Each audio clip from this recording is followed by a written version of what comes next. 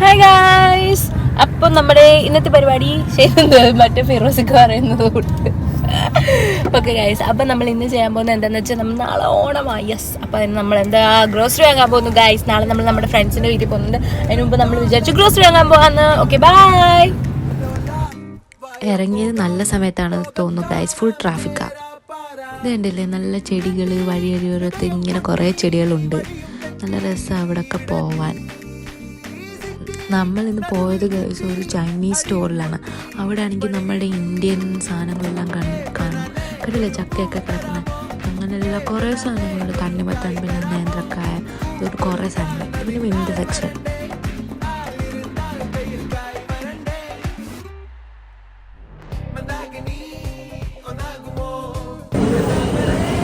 Hi guys, നമ്മളിപ്പോൾ പൈസ കൊടുക്കാൻ പോയിക്കൊണ്ടിരിക്കുകയാണ്.